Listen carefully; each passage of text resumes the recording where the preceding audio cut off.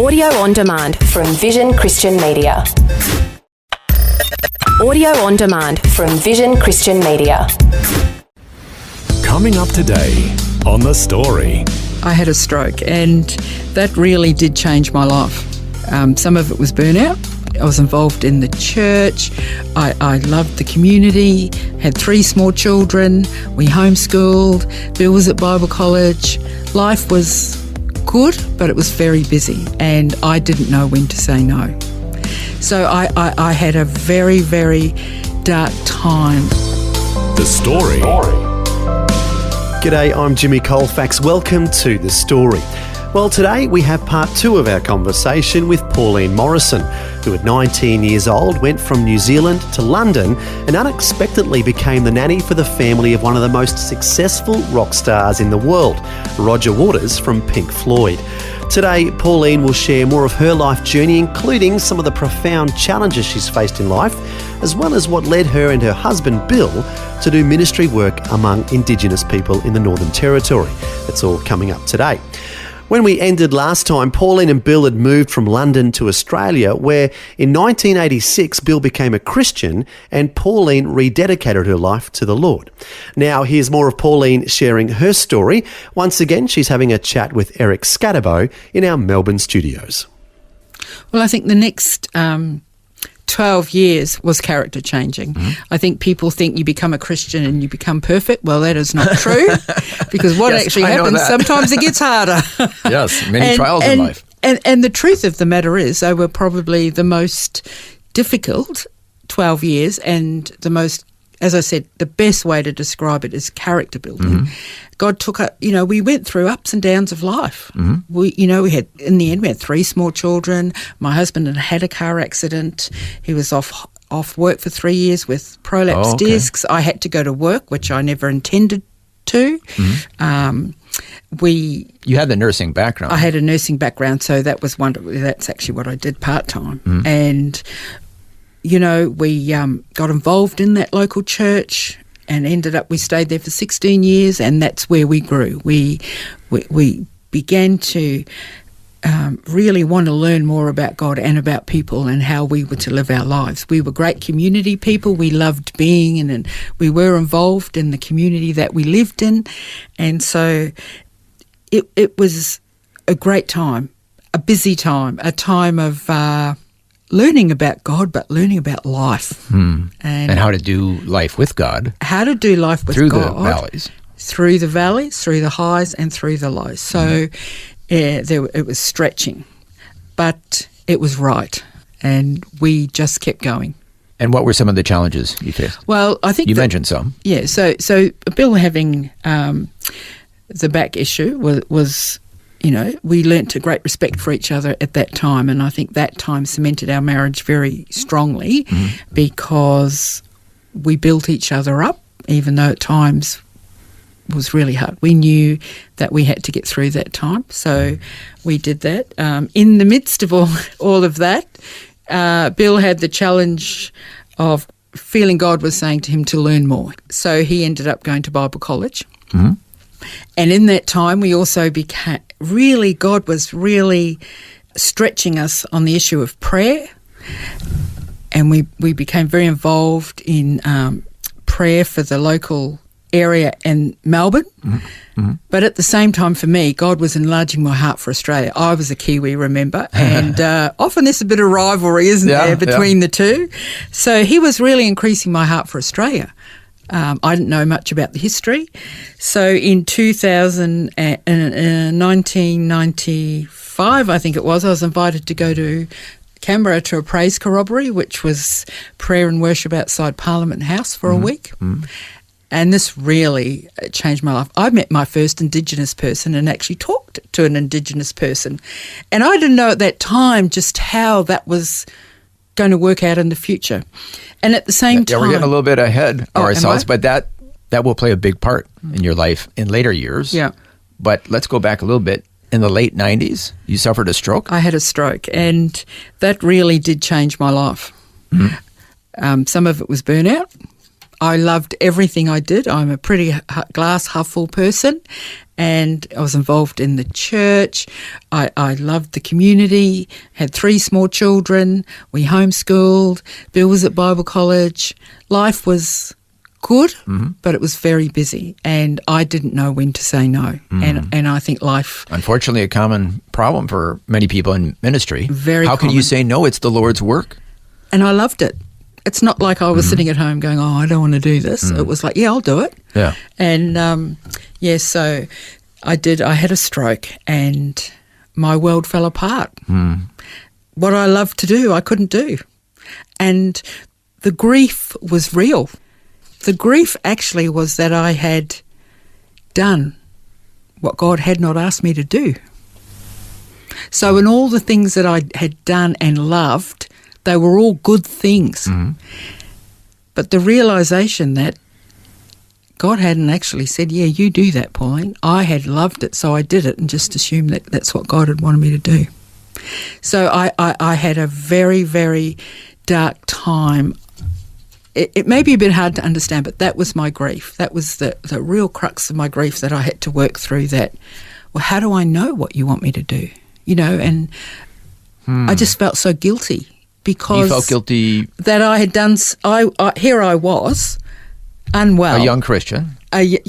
Relatively young. Yeah, and how could this happen when I just loved what I was doing and I thought I was doing what God wanted me to do? So really, God, through that, especially that next year, it physically and emotionally, it took me a year, and people gave me some very great advice, but people gave me some very bad advice. And so you're processing all that. It was a type of depression. And physically you're trying to get strong. You've got 3 children and, Bill was in his last year of Bible college, so everything just he did finish. So correct me if I'm wrong, but you were learning that it's okay to say no, even to really good stuff. I had to learn that because I couldn't have gone on like I was doing. I didn't know that. And, there's times now when I think, oh, that'd be great. But I know now how to take a step back and go, do I need to do that? Is that the right thing for me to do? And so it was a pretty steep learning curve and it took a while. Now, any after effects of the stroke? You seem to be fine here today. I am fine. By the year 2000, I did get some healing, but by the year of 2000, I could say, I'm well now. I'm on the way. Yeah. And then what was the next chapter in your life? Well, you mentioned meeting an Indigenous person. I did. Is that part of it? That is part of it. We had 9 years Bill pastored in a church at Naira for 9 years. And when that time came to an end and we had time with our supervisor discussing what we would do next and talked about, ministry opportunities in the churches. And he was sitting at our kitchen table and he just said, I don't know why I'm saying this, but have you two considered Central Australia?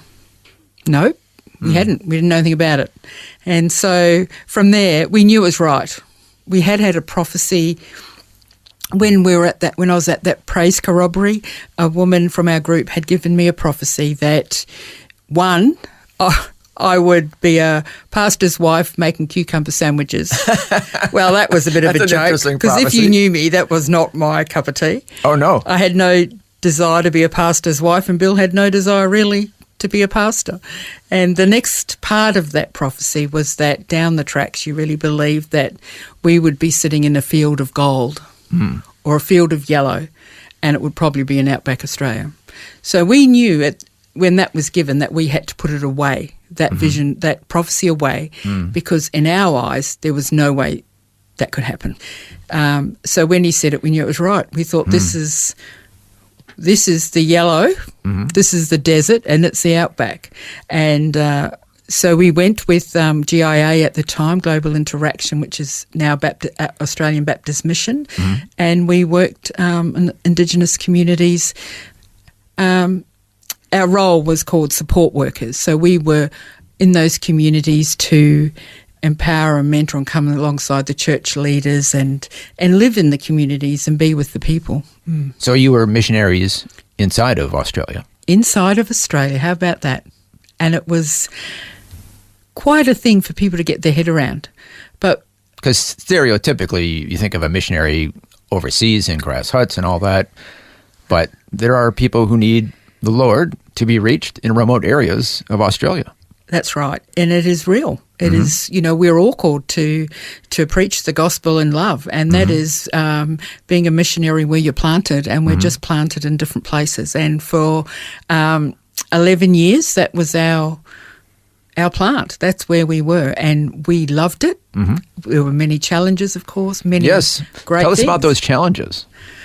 What comes to mind? The first thing is just being in another culture. What's the first impression? Oh, my goodness. We were so excited, and we just knew it was right. And Did you have any training or prior experience? We had, yes. You could not go out without. We had training. The mission gave you training. Not so much Indigenous training, but mission, cross-cultural mission, which was excellent. It did help. So you might not have physically been in a geographic other country overseas, but you were in another culture. We were certainly in another culture, Yeah. and one that we knew very little about. We did a lot of research, so we thought we had a pretty good grounding. And when you get into these places, you want to blend in. You want to be able to build relationships and get to know the people and get to know the culture.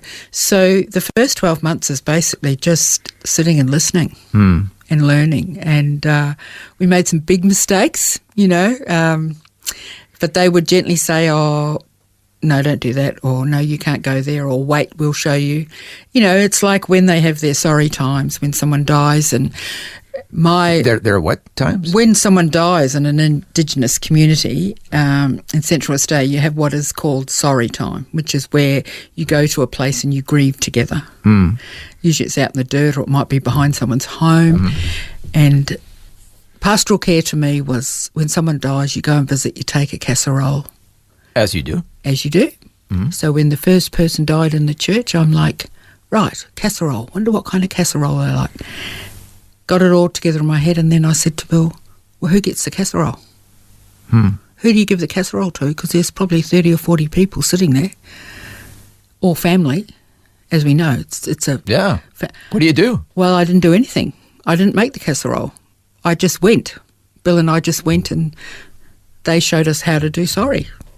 And what they expected of us. And what is it? What do you do? We went and we cried with them, and we sat with them, and we walked around and shook hands, and sometimes they wanted us to say, other times that's enough, you can go now. Or as with the longer we were there, sometimes I would make the massive batch of scones or damper and take, like a big clump of butter and a big clump of jam and give it to the old ladies. That was probably the length of my practical pastoral care in that way.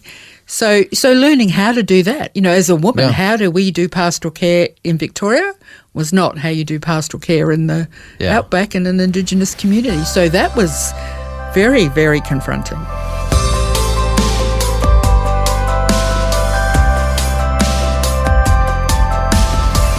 You're listening to The Story.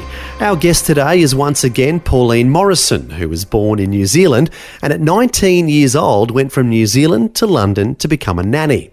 Today we're hearing more of her life journey and about some of the challenges she's faced doing ministry in the Northern Territory.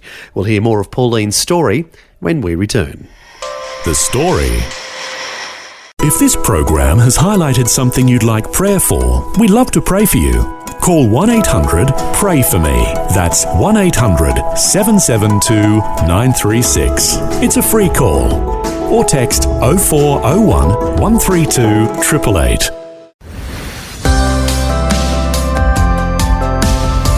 Hi, I'm Jimmy Colfax and this is The Story.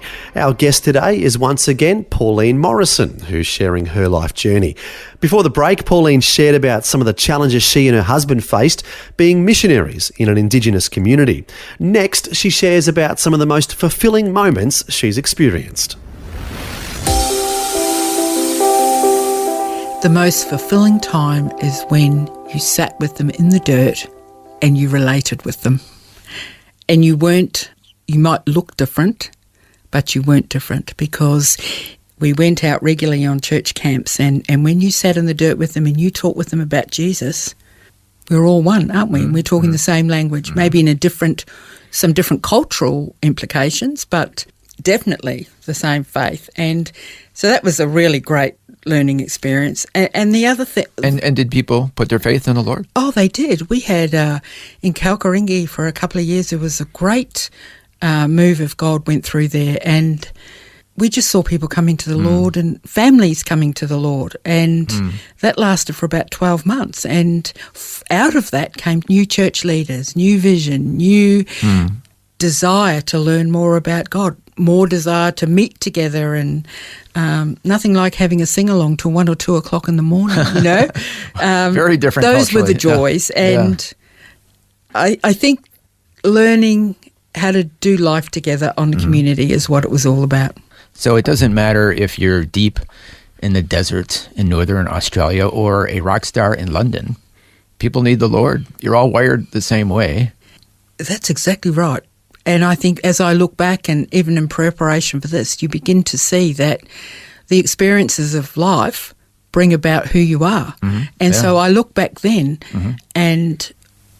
and then the next 5 years, and then the next 5 years, and how it builds on who you are. And it's life. It's about how you do life. You know, whether you're a Christian or not, you have to learn about life. You have to live your life. And sometimes life is pretty battering. And how do you do that? And I think being in an Indigenous community, they are battered around in many different ways that we don't have to struggle with. But there's some terrific stories of forgiveness, and how we hear the negative stuff about how badly they've been treated, and some of it is, you know, some of the things we heard about what had happened to them was horrific.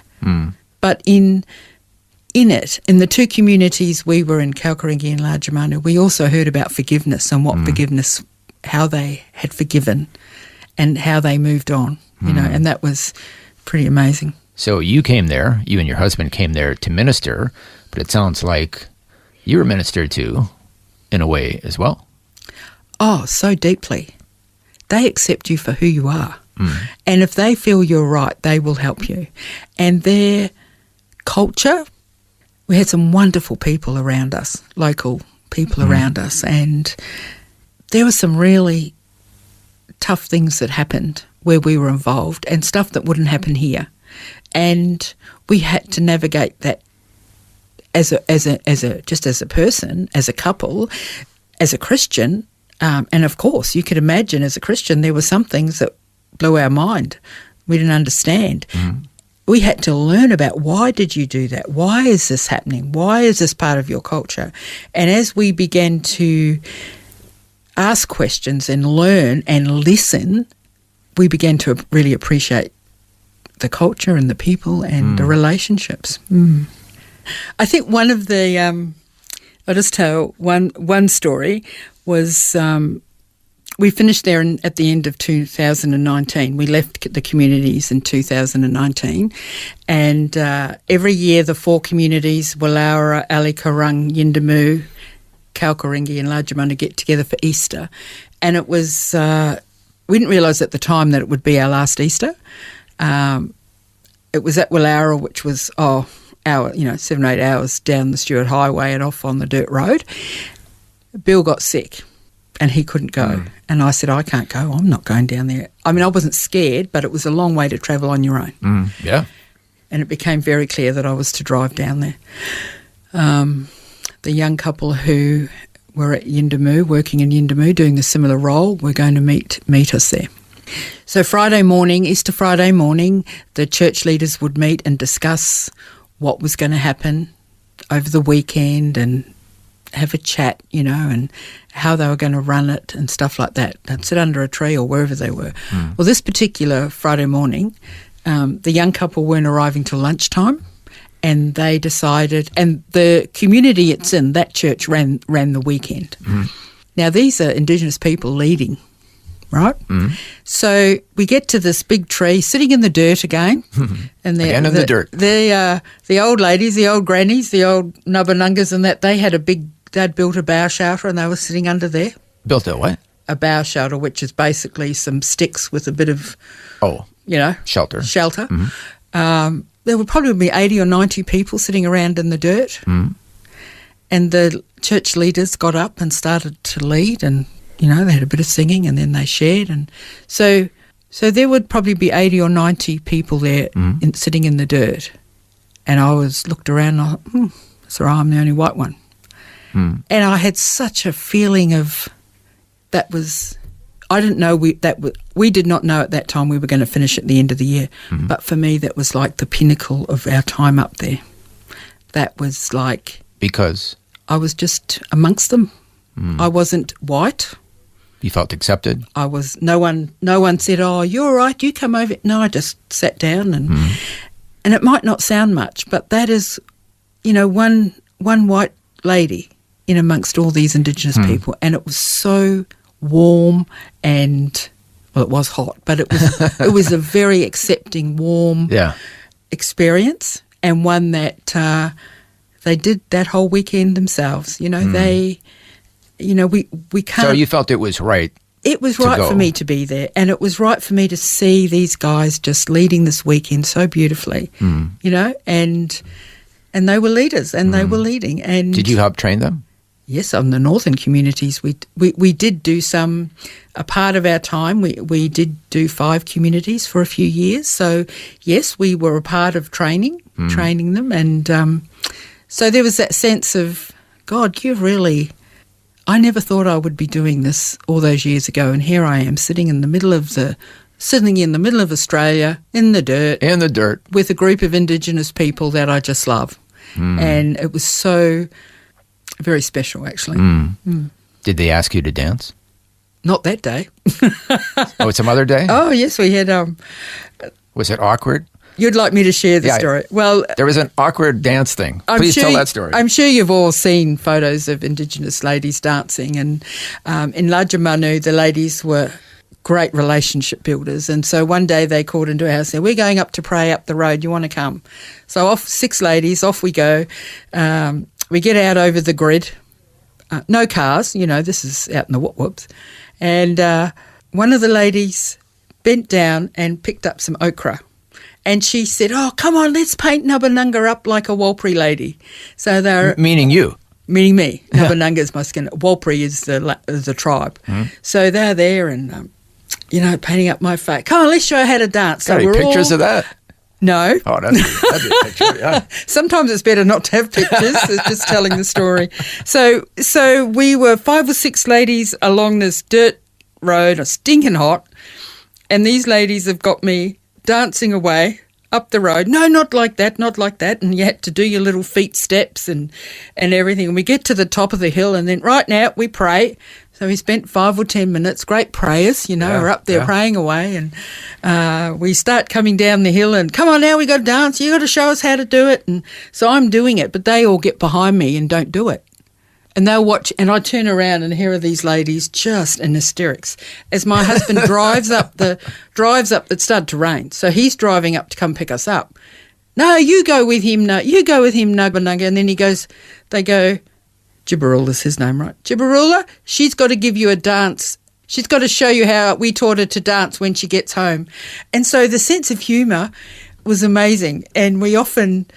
Well, they got a kick out of watching you dance. They got a kick out of watching, and I got a kick out of doing it. And so there were several times in the years after that where they'd say, come on, you come, and I would choose my time. You know, if it was a really big public thing, you wouldn't. Yeah. But there were times when I would. I mean, and it was fun. But that sounds like you obviously were accepted. You were part of them. Yeah. That they would feel comfortable enough to ask you to dance and dance with them and all that. And you felt comfortable enough to let your hair down and dance and all that. Yeah, so it's a bit like mission is not just about preaching the word. It's mission is about living with the people that you want to interact with. Sometimes awkwardly dancing. Awkwardly dancing, sometimes, you know, having to do the hard stuff too. So, yeah. Well, unfortunately, our time's coming to an end, but also your time up there in the Northern Territory came to an end. You've returned to the Melbourne area. What are you doing now? Bill has a interim pastor's position at Ferntree Gully Baptist for a period of time. So at the moment, that's what we're doing. We're enjoying that for not sure how much longer, but... And recently you shared at a woman's tea? recently we had a woman's morning tea at our home, and Where you shared about Pink Floyd, and that's how I got to meet you. that's right. And it's not often I do that, but Somebody I know was there Yeah. and told me, hey, you might want to talk to this lady who was the nanny for a member of Pink Floyd, and that got my attention. It got your Having attention. been raised listening to Pink Floyd music, yes. Yeah, I did, and it was as I told you before. I would very, very rarely publicly do I say that out of respect for the family, because it's. But that day, it just There's popped out as I it's shared my been testimony. many years later, I think you can share about it now. Yeah. I think so. Yeah. Pauline Morrison, thank you so much for sharing your remarkable story. Thank you. That was Eric Scatterbo chatting with Pauline Morrison, who's now a pastor's wife, as her husband Bill is the pastor of a church on the east side of Melbourne. And what a remarkable journey Pauline's been on, from being a nanny for the children of a world-famous rock star in London to sitting in the middle of the desert in the Northern Territory doing ministry work in an Indigenous community. Pauline's life has been quite an adventure. But as Eric said earlier, it doesn't matter if you're a rock star or live in a remote desert. We're all wired the same way, and we all need the Lord. And thank goodness God doesn't show favouritism. He offers salvation to all who put their faith and trust in Jesus. If you'd like to learn more about putting your faith in Jesus and would like to pray with someone about this, our prayer line is 1-800-PRAY-FOR-ME. That's 1-800-772-936. We'd love to pray for you and answer any questions about salvation that you may have.